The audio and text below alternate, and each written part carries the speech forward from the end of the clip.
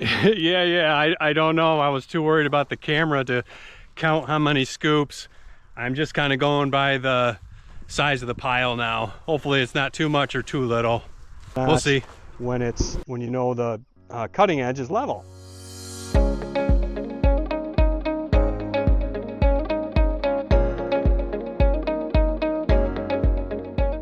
Hey, welcome back to I Know Enough to Be Dangerous Farm. My name's Rob, and today we are moving some compost into the garden. It's about time that we put the garden in. The garden's only been there 2 years old, so we're trying to amend the soil, make it a little bit richer, and this is how we're going to do it. This is our compost. It's been cooking for a couple years. Unfortunately, got a little weedy on that side, but that's all part of compost. It's all broke down real nice for compost, so it don't burn anything. So this is how we're gonna do it. I get this from a neighbor. I haul it over with this contraption, and this is an old dump truck that this guy does. This is what he does. He gets old dump trucks that are all rusted out, aren't street legal anymore. He takes the front cab off, and then he heats it up and bends it, and he puts a little hitch on it for agricultural dump trailers. It used to be all nice black, and now it's man, I can't imagine a full truck in that color, but imagine that your contractor pull up in that colored truck. But anyways, we're using the 574 to pull it up the hill, just because it's probably the 35 horse New Holland might be able to do it, but this one's a little bit heavier. It's got more horsepower. And the reason I don't have anything on the front is where I store this when I'm not using it in a barn, in an old dairy barn. I don't have enough room front to back to have the bucket or forks on, so I take it off, and I was just too lazy to go put something on the front. So if I need something, I'll go get it, but this is what we're using. It uses the hydraulics from the tractor. Obviously, it's just a one-way cylinder. It just comes down on gravity, and if you have a TYM, the top one is detent, and the second one, the one below, is a regular hydraulic hookup remote, and you don't want it on the detent. It'll work, but it's a pain in the butt. So you put it on the regular one, and it doesn't matter which side. I just have it on this side because it kind of makes sense of when the lever goes forward, it goes down, and when it goes back, it tips up. To me, it makes sense. So in a future episode, we're going to put another set of regular hydraulic remotes in here. We'll move this one up, and I don't know why tractors come with this anymore. Log splitters, and if you ever run a log splitter on a tractor, it's super slow, so that stinks.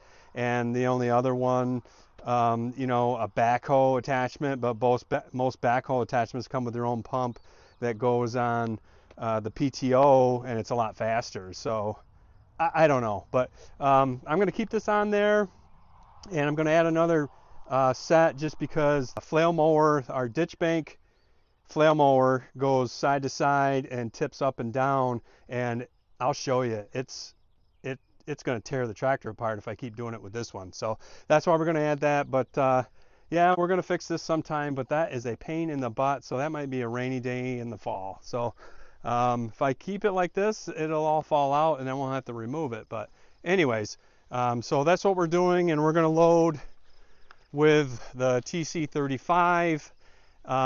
It's got a mechanical shuttle shift back and forth, so it's fine with me. And the key to this is come into the pile flat. I don't want to dig any holes here, so you come in here flat. And how you know it's flat from the cab is this little deal here. This thing, it rides down in this little notch when you know the cutting edge is level. Most tractors have something like that, so when your bucket's flat, and you really need to know that when you're doing true loader work, and that's what we're doing today. And I'll get some footage of this, and this is just my opinion and how I run my equipment. I give it a sufficient RPMs, I gear it down, I put the bucket flat, I go in, curl, and lift up. This is a small pile, so it's relatively easy, but it's the same process for bigger piles. I'm not a guy that's going to ram into that and then spin the tires and lift and all that to get a full bucket. If you know what you're doing, you can ease in there and start curling it back when you your bucket's starting to fill up, and you can see if you got a full bucket from the cab. So that's what we're going to do today. I'll get some footage of that and taking it up the hill into the garden. So this is what we're going to use in the garden. It's serving two different purposes today. It's serving as a rototiller, no kidding, right? It's also sufficient ballast for this tractor. This is nice and compact. Not that we don't have a lot of room to turn around back here, but it's nice and compact to turn so you can get in and out, and you don't have to be brush hog's good ballast too, but brush hog sticks way out here. So this is a good ballast, and I'll keep this on for a little bit this early summer just to flatten out some ruts that we did this spring. Yeah, it needs a bath, but the other thing we're using today is the magnet. I wish I had a bigger one. That'll be my next garage sale find. That's a magnet, and I'll show you what we're going to use that for when we get up to the garden area. So that's what we're going to do.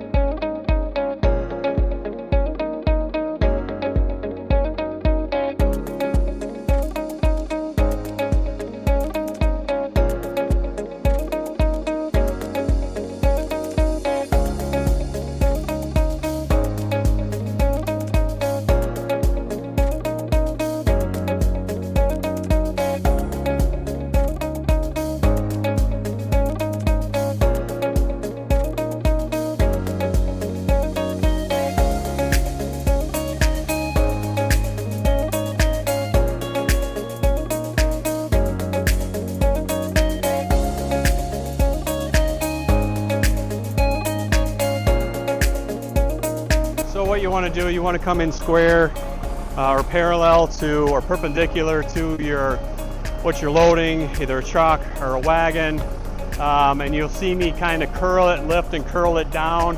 I don't have a self-leveling bucket, so if I just went straight up the way it is now, it's going to start falling to the back of the bucket. So I'm going to kind of lift it and turn it up at the same time and come in and then dump and try to get it into the center of the, let's call it a dump trailer, get in the center of the dump trailer. And I've never had any problem with this thing not dumping. It's just the garden's a little bit on of a hillside, and the one thing you don't want to do is dump on a hillside. So we're going to see if we can. I don't want to break or hurt anything or hurt myself or my equipment, so we're going to try dumping in the garden so we don't have to move it again.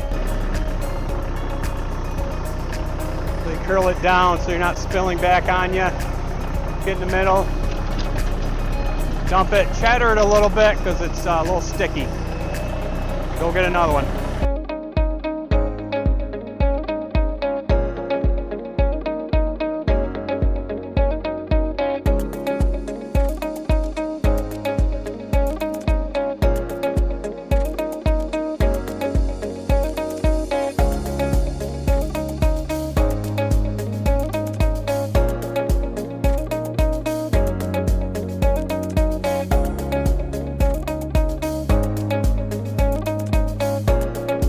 So we'll try that for a full load. I don't want it too heavy. I don't know how heavy this is.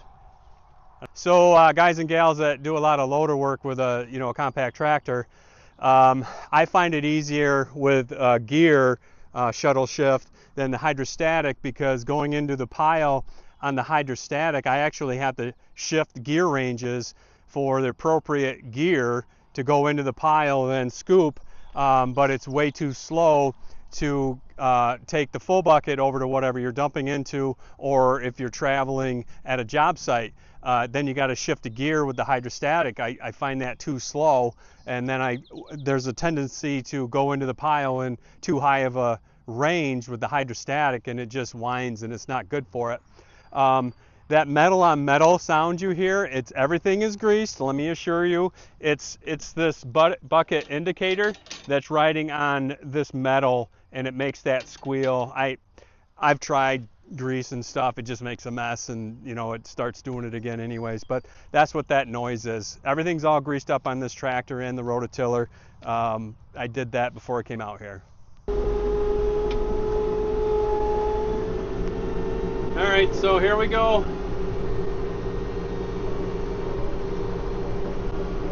might be a little too much weight. So now we know.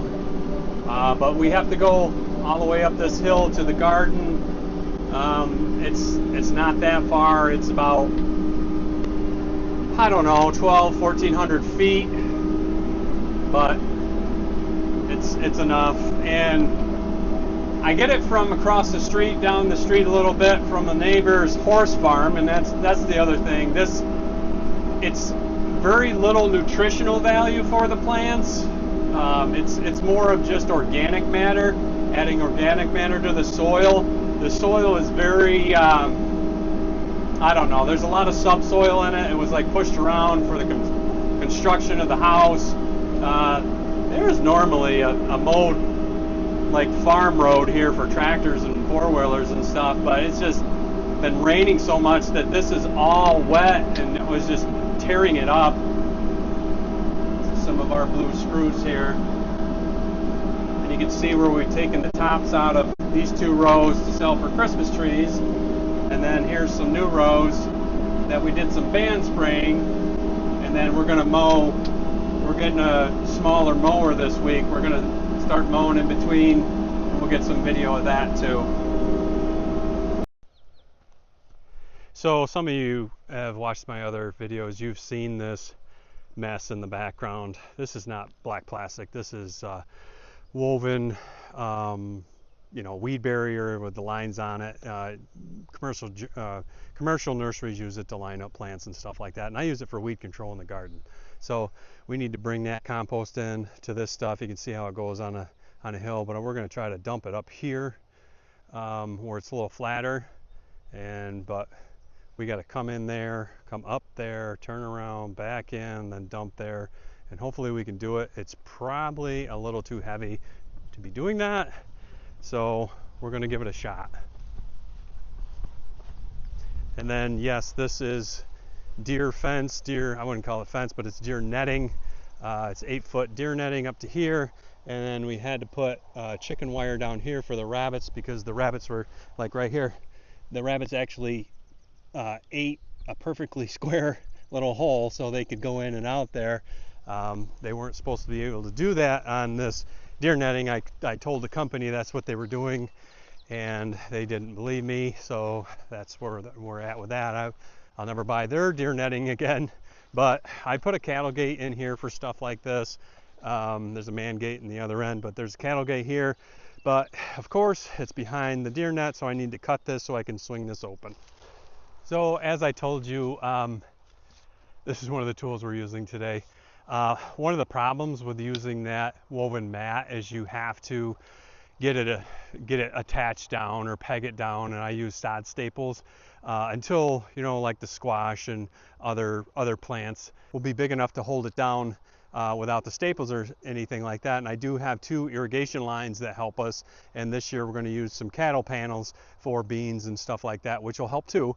But I had to, like through this area, I had to staple this black plastic that's rolled up.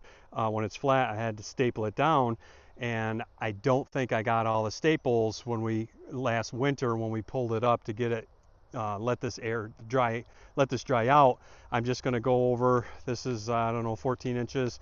I got to get a bigger one. I'm just going to go over this real quick to try to get any staples. I don't want those in my tires. And like last year, I tried to put rows and then try to put mounds and plant stuff in the mounds, and it's just a pain in the butt. It's a water catch in the low areas. It's hard to walk in the garden, so we're just going to till it nice and flat. But we're going to bring the compost in here, and the nastiest soil is down there, rocky and stuff, so we'll put most of it down there. I wish I had more, but this is what I have. And this line of flat rocks here, this fence here continued, and then we added on to the garden last year. So I'm gonna use those rocks to hold down the weed fabric instead of using staples that I got to worry about finding their way into my tire.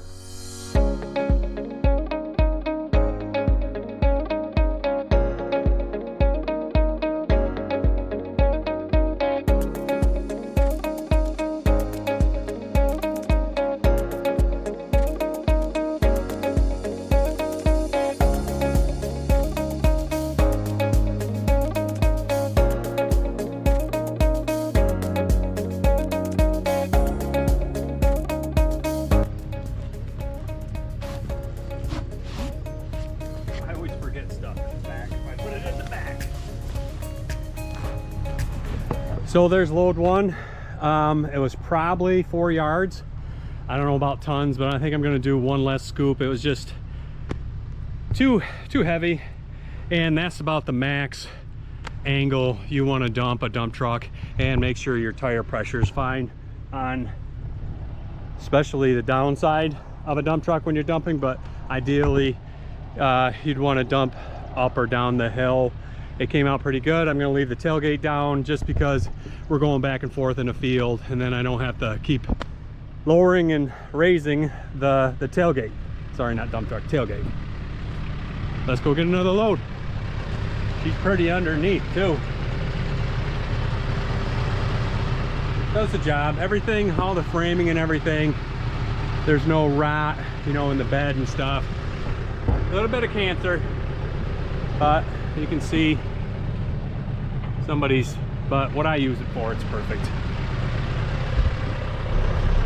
So we're coming back. We can put it in high gear to come back down the hill when it's empty. So now we're going to go around the pile and then park it where it makes sense for us to load easily.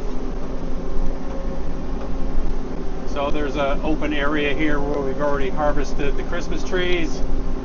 Those racks over there, how we display our Christmas trees, we'll get into that this fall, how we do that. And that's one of our tree wrappers in the back. That's a pretty cool rig. So we'll go around this little pile until we square up to the tractor, and then we'll park it and get another load. Like I said, I think we're gonna do one less scoop, just weight wise.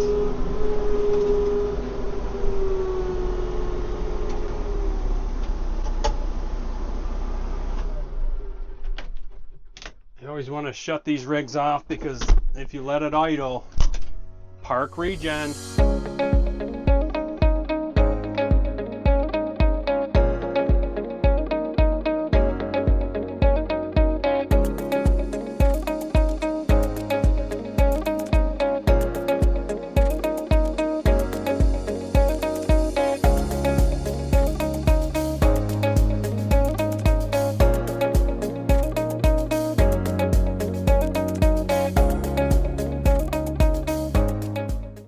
Yeah, I don't know. I was too worried about the camera to count how many scoops. I'm just kind of going by the size of the pile now. Hopefully it's not too much or too little. We'll see.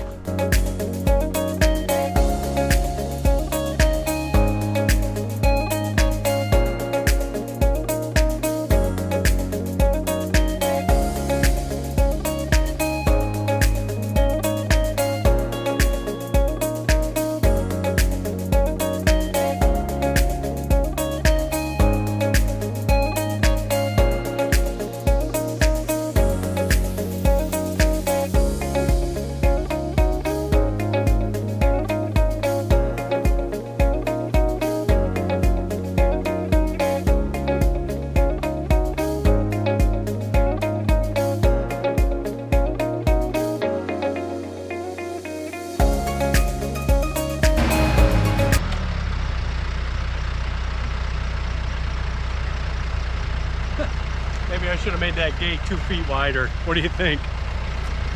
So here's a pro tip. When we started, this pile was like oval, very wide in the extreme middle, and now I've pushed in and scooped up on the side, and now it's like a skinnier 5 foot wide strip. And now I will come from the end and push it this way, and then it'll be more of a circle. Then I'll come and push it this way. So that's just working around the pile. Otherwise, if I keep pushing this, I'll keep chasing it that way and getting less and less in my bucket. So I'll come around the end and scoop in from the end, and we'll get this moved as efficiently as possible. So some tractor basics. We're hauling heavy going up the hill here, so you got to put it in appropriate lower gear. Unfortunately, a hydrostatic tractor like this doesn't seem to have like a power range and like a moving around fast enough range.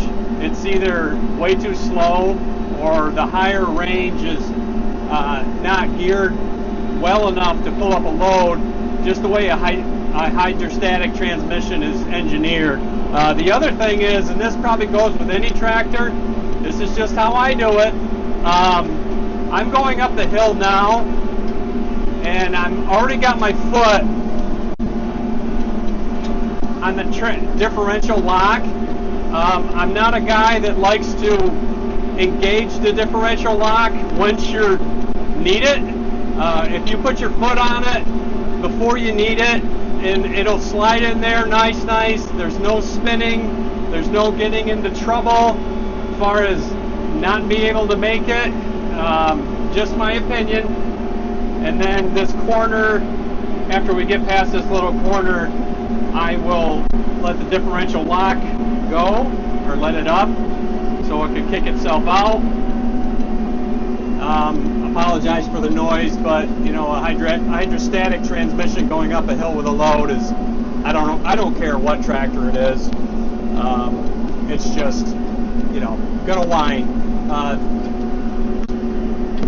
The other pro tip, when you have a, I don't know, with this TYM, if you're using the air conditioner, it doesn't seem to like it if you keep shutting the tractor off and on with the air conditioner on. It'll squeal like a stuck pig if you try to restart that tractor and the AC compressor is in the on position, and you can't let it idle to keep your cab nice and cool, because it'll build up in that particulate filter and you'll be in park regen. So I don't know, that'd be kind of cool if they could figure that one out, but you know, if that's actually an issue, that's a good problem, I guess, to have, is your cab's not cool enough. At least it does cool. Just remember to turn your air compressor, when I'm saying that, turn it in the off position, because if I shut this tractor off and then turn it back on and that air compressor is on, at least on this tractor, it does not want to start, and it squeals that compressor when you try to turn it back on. Just letting you know. Okay, well, there you got 5 trips up and down the hill. I don't know, might be 20 yards of material. I don't know how big this garden is, but it's not enough, but it's better than nothing. So what we'll do is we'll spread this out and we'll till it in, and we'll see what happens, and if it stresses a little bit. I know the sweet corn will, so we'll side dress that with some 1919 or something like that. The rest of it we'll do some slow release if they need it. But the corn is usually what tells us it's starving. So that's what we're going to do. So thanks for joining me, and see you next time. Take care.